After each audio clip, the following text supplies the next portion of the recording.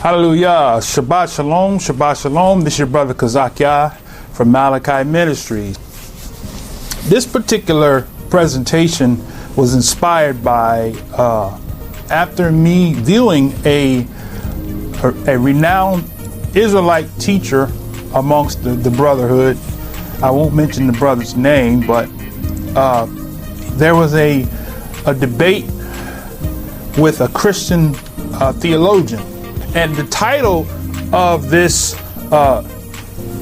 sharing or lesson is The Church Fathers. Is the letters of the Church Fathers inspired or demonic? Okay. Now, many of you are saying, brother, okay, you're an Israelite, you don't use the terminology church and all of that. But okay, for this particular lesson, right, I want to keep it simplistic, and I want to speak in the language of the people. Okay, so when we use the word church, we're talking about what they consider to be those who laid the foundation after the death of the Mashiach, the Messiah, Yeshua, the Messiah, who the world incorrectly calls Jesus Christ. Okay, now that's a whole nother lesson in itself. I don't want to go off into that particular subject, but just want you to understand that the world incorrectly calls the Messiah Jesus Christ. Okay. Now, so let's get on to this particular subject. So now, like I was saying, I was inspired to do this lesson because after watching the debate, I kind of felt like that many Israelites don't have a knowledge of things that come from the Christian arena. I was ordained in the church, so a lot of this stuff I studied. A lot of this stuff I have books about church history and all of that, right? So I want to get down to the nitty gritty, right? So now, this particular theologian presented some information about things like the Didache, the church fathers, and he asked the brother, have you heard of the Didache? Have you heard of the church fathers? What did the church fathers in the first century, the second century, and so forth and so on, what did they believe? So what I want to do is I want to first, before we begin, I want to lay a foundation just to name a few of those church fathers. There are other books that are supposedly have been inspired by these disciples of the disciples. Okay. Now, so just to kind of name, we all are familiar with the 12 disciples. Now, all of the 12, right, didn't have, or their letters that they wrote, many of them never really resurfaced. But some of those letters resurfaced, right? So we have in this King James Version, I want to just share something quickly. I have the 1611 King James Version, right? All right. And this is an actual copy of the 1611 King James Version. This is not the original, but this is a republished version of it. OK, now at the time of King James, when he was alive, there were more than 66 books that we have today. Now, what we have today is we have this particular version here, which is the King James Version after 1611. Okay? It only has 66 books. This King James 1611 had other books, such as the Book of Maccabees, who many of the so-called people who support the letters of the church fathers, they called the Book of Maccabees an uninspired book. So we're going to look and see whose book is inspired and whose book is not inspired, right? Whose letters are inspired and whose letters are not inspired, according to what the word of the Most High came down through the prophets and carried on throughout the apostles who had followers. Okay. So now, just to name the few of the disciples of the Messiah, Yeshua, Shimon Kepha, who the world incorrectly calls Peter, right? We have Yachanan, whose name means Yah has favored. His name was changed to John, okay? All of the apostles' names, the 12 tribes of Israel names were Hellenized. Those were not the names they were known by when they were on the face of the earth 2,000 years ago. Okay? So we have Yochanan, we have Shimon, Kepha.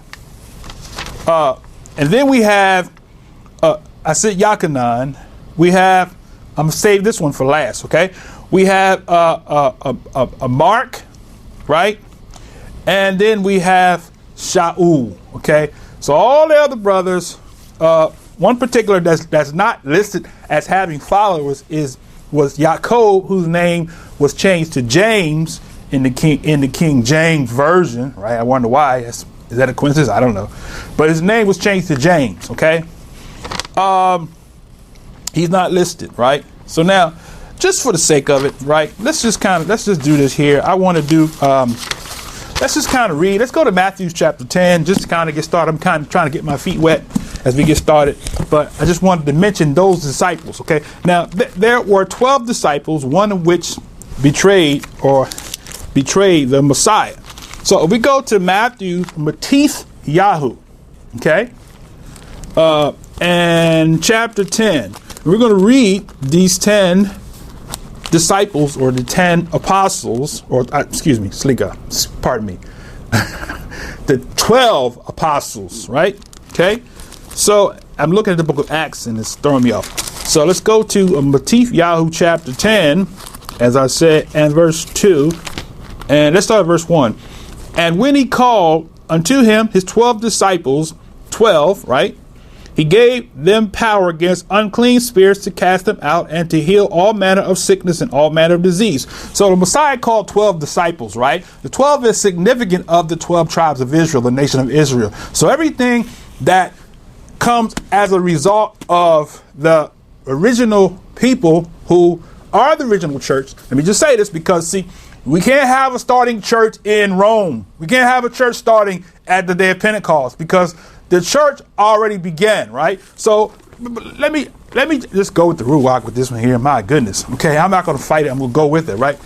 Let's go to Acts, right? Very quickly, let's go to Acts.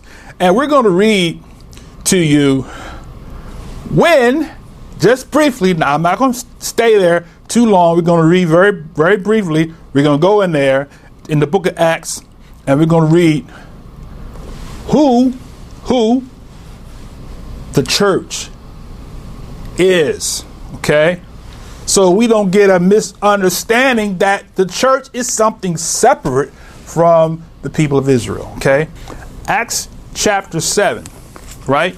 Acts chapter 7 and let's start verse 35, okay? And Moshe, who the world calls Moses, but Moshe, that's his name he was known by. Moshe, whom they refused, saying, who made thee a ruler and a judge? The same did Yah, or Elohim, or Yah, send to be the ruler and a deliverer by the hand of the Malachim, or the angel, which appeared to him in a bush. 36. He brought them out after that he had showed wonders and signs in the lands of Mizraim. King James translated that name to Egypt. In the Red Sea and in the wilderness 40 years. 37. This is that Moshe which said unto the children of Israel. Now underline your scripture. The children of Israel. He said to the children of Israel, a prophet shall Yah your Elohim, or Yahweh your Elohim, because King James has the Tetragrammaton. The proper name of the Messiah is Yahweh. Yah meaning the breath, Wah meaning the giver of breath, right? Yahweh. The Most High had the first man, Adam, Ad, which means perpetual, Am, people. That was what he was called to be originally, Adam, and a perpetual people, a perpetual person, right? He named his wife Kawa, which means Kaha, the Wah, giver of life. That's what her name means in the ancient tongue of Hebrew, okay? The giver of life, Hawa, right? The giver of life, or the giver of breath, right? So when you give life, you breathe. It's like mouth-to-mouth resuscitation. You breathe into the nostrils the breath of life. You give them life. Okay. Now, enough said with that. So the Most High, it said that, where was I at? Let's start at verse 36. He brought them out. Go back again. Okay. He brought them out after he had showed wonders and signs in the land of Mizraim and in the Red Sea and in the wilderness 40 years. Verse 37 again. This is that Moshe which said unto the children of Israel. Now, once again, I told you, underline the children of Israel, because this is what the Most High said to the children of Israel. Not he said it to the church, said to the children of Israel. Watch what he said now. A prophet shall Yahweh your Elohim raise up unto you of your brethren, right? Like unto me, him shall you hear, right? All right. Now, this is he that was in the King James has church. Okay. The word there is ecclesia, I believe, in the Greek. But in the original, in the Hebrew, is the word mikra, which simply means a called out public meeting. Right. So the Most High did what? He called the nation of Israel out of Egypt and called them what? The ecclesia in Greek, or the church in English, which is the Hebrew word Exodus, or I should say the Hebrew word mikra, which was later translated as an exodus, or to exit out of the land of Egypt or Mizraim. Okay. Now, so this is he that was in the church in the wilderness with the angel which spoke to him in Mount Sinai. See that? And with our fathers who received the lively oracles to give unto us. So the church, brothers and sisters, did not start in Rome. The church did not start on the day of Pentecost. The church did not start after the Messiah died and resurrected, but the church started in the wilderness. So if we are going to have fathers, right, that have letters that are inspired by the Most High Yah, then those letters have to come from the original church. Okay? Are you following what I'm saying? So we got a whole nother spirit that came on the scene, right? When the disciples came, the disciples had a belief system that was totally different, right, from what we have today in modern Christendom. Now I know you're ready to fall out your chair. Now you say, oh, brother, that's blasphemy. It's truth, brothers and sisters. We're going to show you how we know. But before we do that, I just wanted to lay that foundation. Now, having laid the foundation as far as to who the church is, incidentally, this will be part 2. I started out a part 2 about who changed the law and when and why. Okay. Now, this is part 2. For some reason or another, that part 2 got lost somewhere in the translation. So I'm going to bring it out like this, right? So who changed the law and when, part 2, are the letters of the church fathers, quote unquote, inspired or demonic. Okay. Now, so having said that, having laid the foundation of who the real church is, opposed to who this, what's the good word I'm looking for?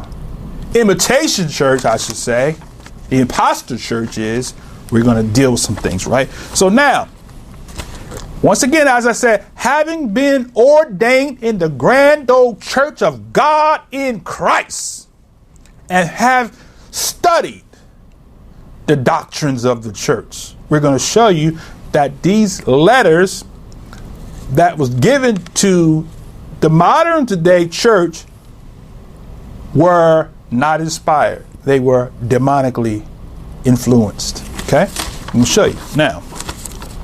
So according to history, Peter, Paul, John, were inspirational to a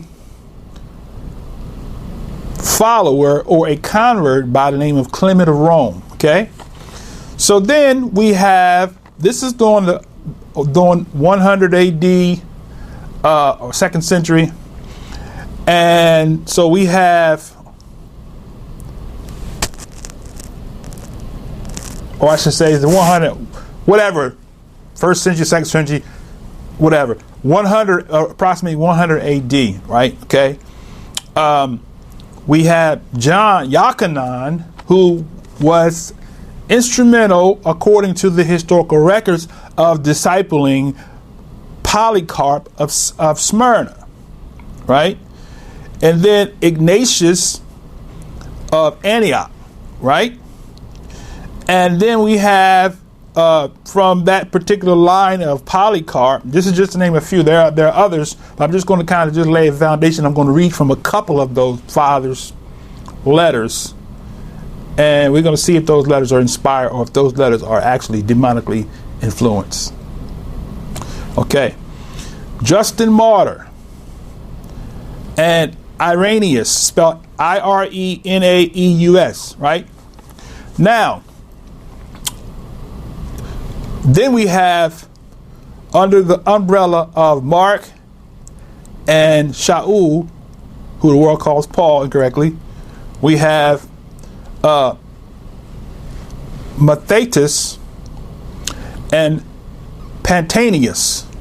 Now, I may not have pronounced the names properly, but Pantanus, I should say, and Matthias, or some say Matthias, or whatever.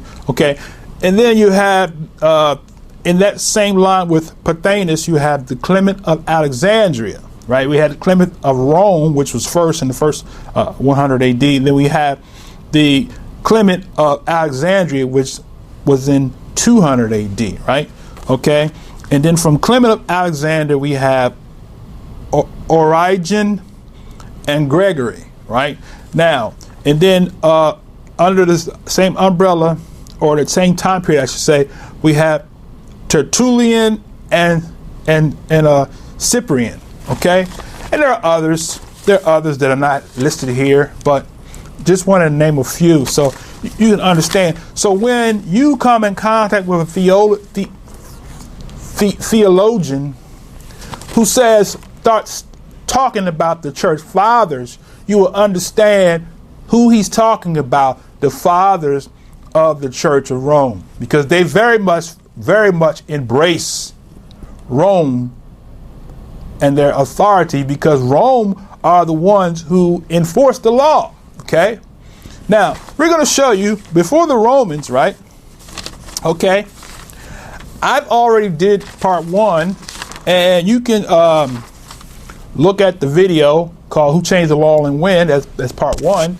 And we actually covered out of the book of, and I don't have my book with me, but the Pseudepigrapha, which basically tells you, I take that back, not the Pseudepigrapha. Actually, it's in the 1611, the Book of Maccabees. Where in the Book of Maccabees, I'm not going to read it because I've already read it in the other chapter, but the Book of Maccabees tells you how that Philip of Macedonia had a son by the name of Alexander, right? The Greek, right? Alexander the Greek, after he died, his kingdom was divided, right? And so the people that dominated the world power at the time, the Greeks, passed laws, which is a fulfillment of Daniel, which said that that this beast would come, right? And that they would change laws and times and all of that at the end. So times have been changed, laws have been changed, right? So now when the Greeks came into power, the Greeks took all the laws. They forbid the Israelites to circumcise their children. They forbid the Israelites to keep the Sabbath day and to live a dietary law, or sanctified diet, as my brother says. They forbid them, and if they caught them doing that, the penalty was death, right? Now, the reciprocal of that was the Most High's law said, okay, if you eat these things, you die, right? But they're saying, if you abstain from these things, you're going to die. We're going to kill you, right? This is what that law of the day did. So the Greeks were law haters. The Greeks were against the laws of the Most High. They were the ones that came to enforce us breaking the law, okay? Now, that's why there's a lot of great confusion about the Brit Kadash, or what the world calls the New Testament, because much of the writing, the letters, epistles of Shaul, were written in Greek. And so it throws a whole nother monkey wrench in the game, right? So I have a whole lot I want to cover, and I haven't actually got to the basic of this particular sharing, but I'm just kind of trying to set the stage here, all right? Now, so we have all these people who came as a result of allegedly being new converts into the belief of the saints, right? So now, what I want to do is a couple of ways I can hit this thing. Pardon me, excuse me. But what I want to do is let's go at this thing from the beginning of it. We've already touched the beginning of it, and I'm going to read you a couple of things. No, let's do it this way. Let's just read a couple quotations from these particular followers, okay? So the first one I want to deal with, who I want to deal with first, okay? Let's deal with, under the umbrella of Yochanan, right? He is believed to have had a convert by the name of Ignatius, right?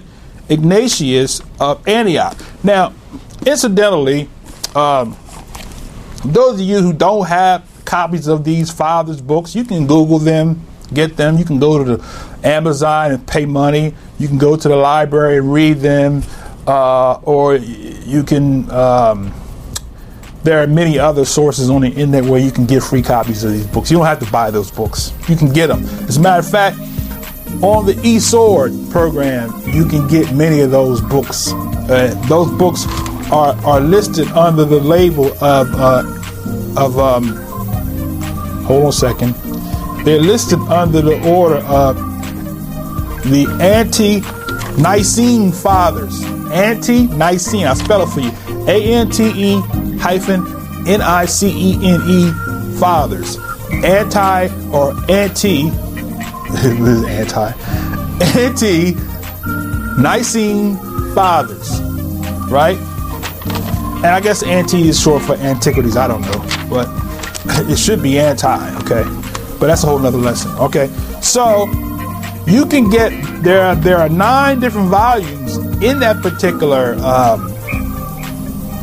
eSword program. eSword, E-Sword, E-SWORD.net. You can go there, you can get them, and you can read what these so-called church fathers had to say about the new religion that came on the scene called Christianity.